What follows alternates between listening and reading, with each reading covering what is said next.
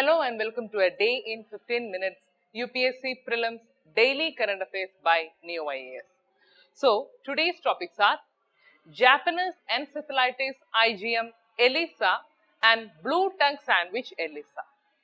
Then coffee in India, National Medical Commission Act, Adult Mission for Rejuvenation and Urban Transformation, that is Amrit.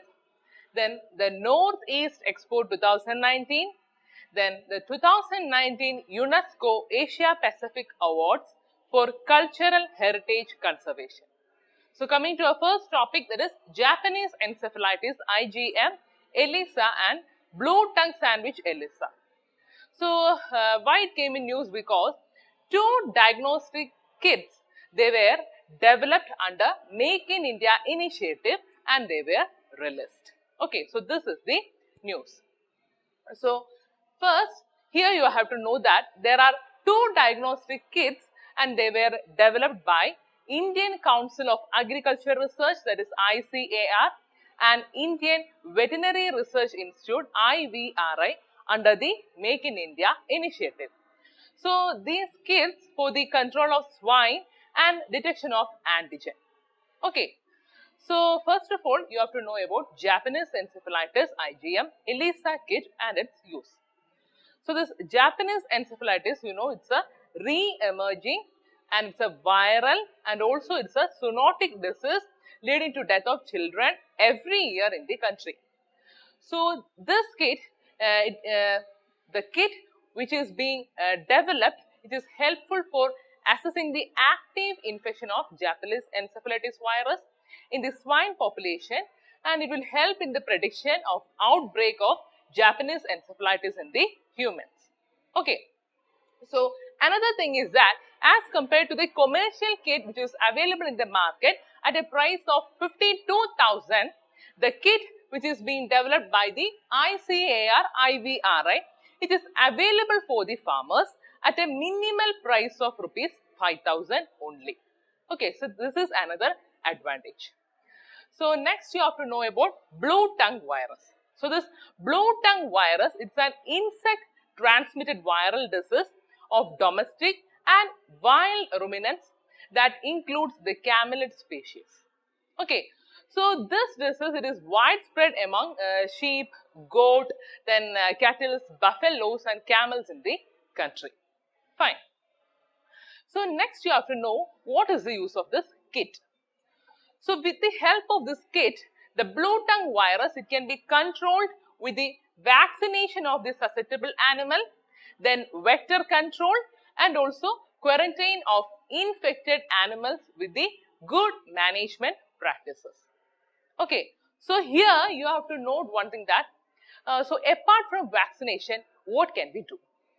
So the thing is that apart from vaccination, the early diagnosis and also isolation of the infected animal. Okay, so the early diagnosis and isolation of the infected animal, they are one of the commonly suggested preventive methods for controlling the spreading of the disease.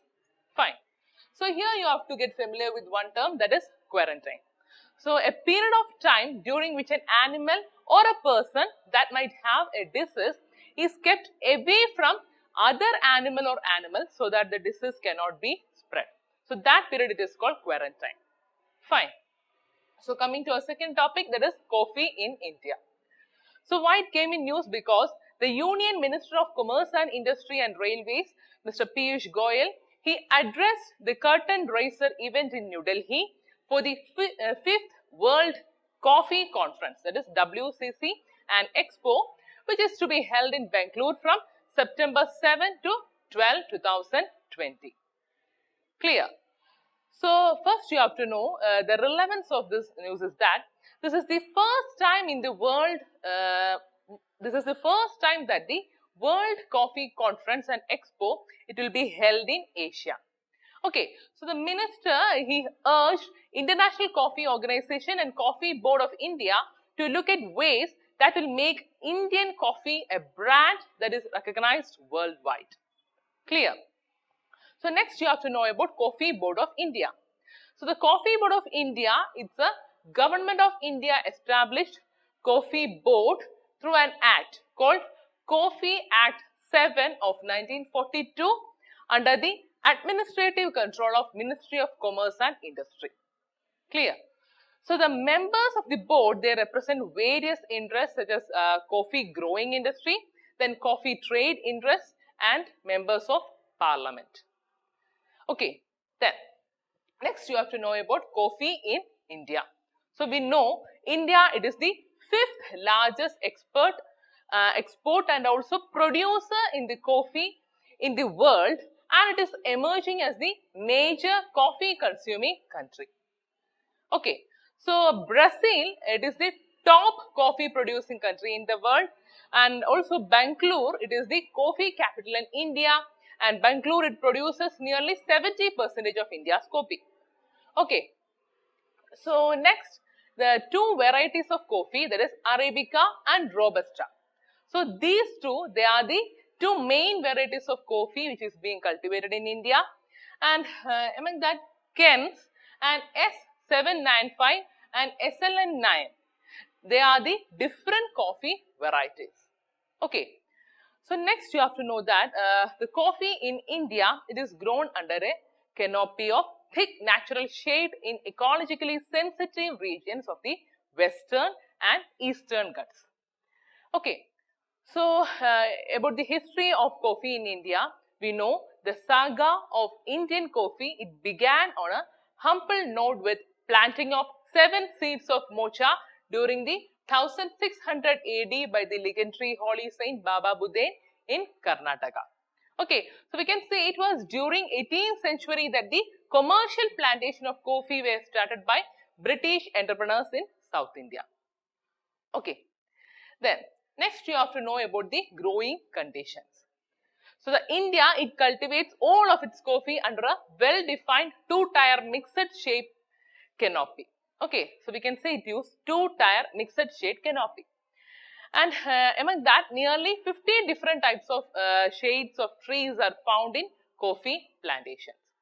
Okay, so here in map, you can see some of the major coffee producing states in India.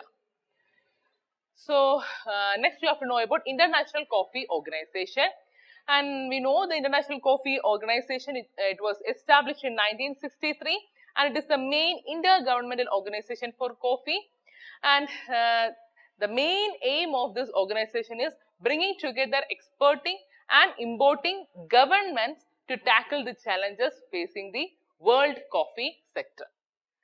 Clear? So our next topic, it is National Medical Commission Act. So why it came in news? Because the Union Minister for Health, he says that the newly enacted National Medical Commission Bill, it will standardize medical education in the country. So this is the news. So about National Medical Commission Act, we know this act, it mainly seeks to repeal the Indian Medical Council Act of 1956 and provide for a medical education system which ensures mainly adoption of the latest medical research by the medical professional, then availability of adequate and high quality medical professionals, etc.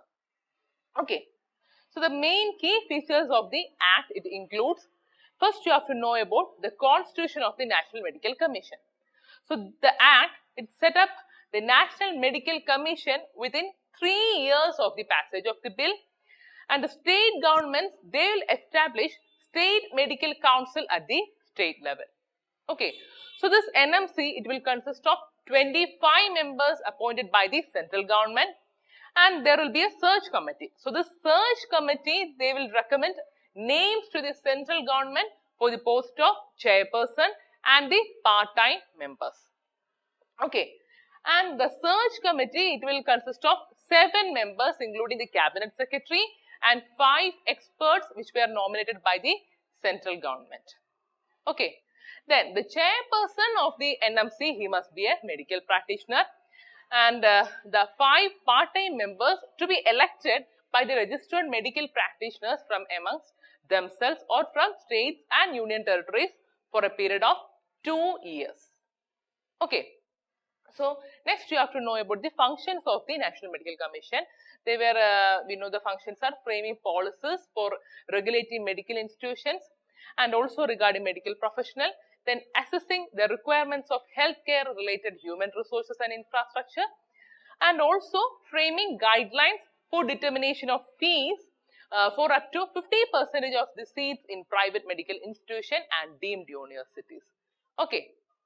Then next you have to know about the autonomous boards, and the act, it set up an autonomous board under the supervision of NMC. Okay, and each autonomous board, it will consist of a president and 4 members appointed by the central government.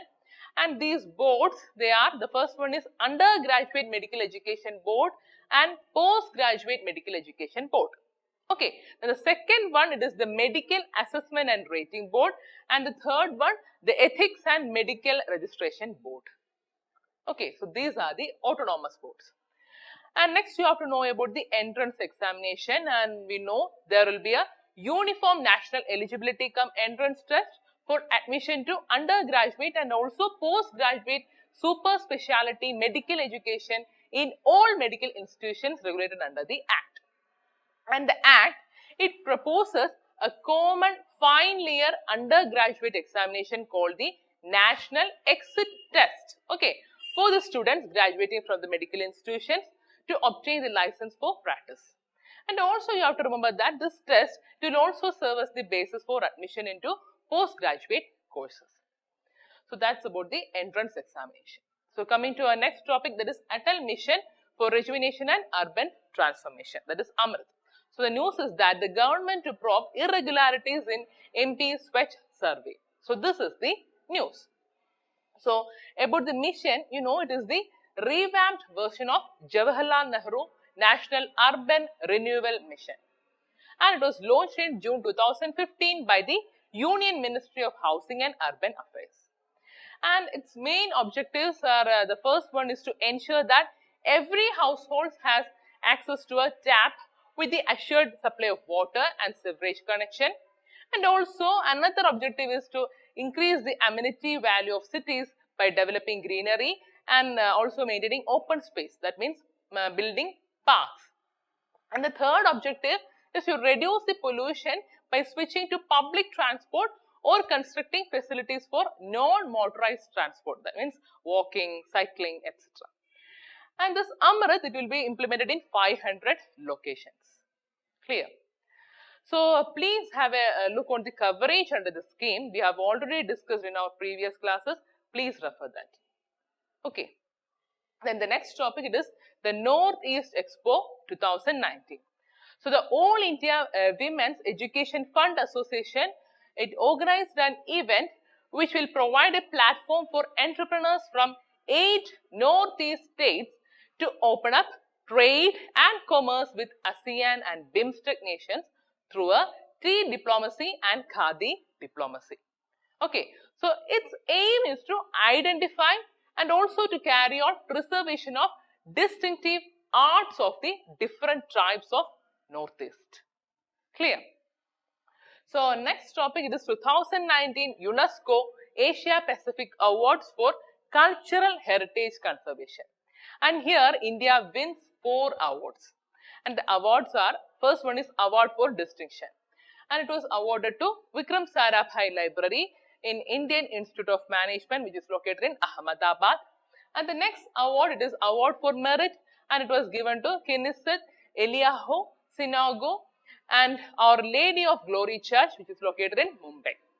And the third award, that is honorable mention, it is been given to Flora Fountain in Mumbai. And here you have to note one thing, there is a 4th award, it is the Award of Excellence. It is the highest award among all categories. And it is being awarded to Tai Kien, which is a Center for Heritage and Arts in Hong Kong. Okay, Heritage and Arts in Hong Kong. So, in the last class, I asked you to find the answer of 2 questions. So, let's take the first question. Here the question is regarding diabetic retinopathy. Okay. So, we know diabetic retinopathy, it's a diabetic eye disease and it affects 80% of those who have diabetes. So, this diabetic retinopathy, we can say it's a condition in which the damage occurs in the retina due to diabetes mellitus. So the thing you have to remember is that the longer a person suffers from diabetes, higher are his chances to develop diabetic retinopathy. Okay. So coming to our options, we can say the first option and second option, they are the right. So our answer will be C, that is both 1 and 2. So our answer is C. So our next question, it is regarding exercise Dharma Guardian. It's an annual training event between India and which of the following country? So we know the exercise Dharma Guardian, it's a joint military exercise and it's an annual training event between India and Japan. Okay. So your answer will be A, that is Japan. So our answer is A. So today you have got two questions. The first question is Galicia National Park and Campbell Bay National Park. It is located in A, Andaman and Nicobar, B, Odisha, C, Lakshadweep and D, Assam. And our second question, it is Project Behave. It's a collaborated project of Indian Army with which one of the following ministry? And options A, Ministry of Skill Development, B, Ministry of Home Affairs, C, Ministry of Electronics and Information Technology, and D, Ministry of Defense. So that's all for today, guys. I hope you enjoyed the session. If you have any doubts, please comment in the comment section. Thank you so much. So please like, share and subscribe to our channel for more videos. Follow our website neoiasgap.com for the detailed content and monthly prelims digest. Also join our current affairs exclusive test series through the website. And finally, participate in the daily current affairs prelims infotainment quiz at our Telegram channel, that is Neo IAS Prelims, at 9:30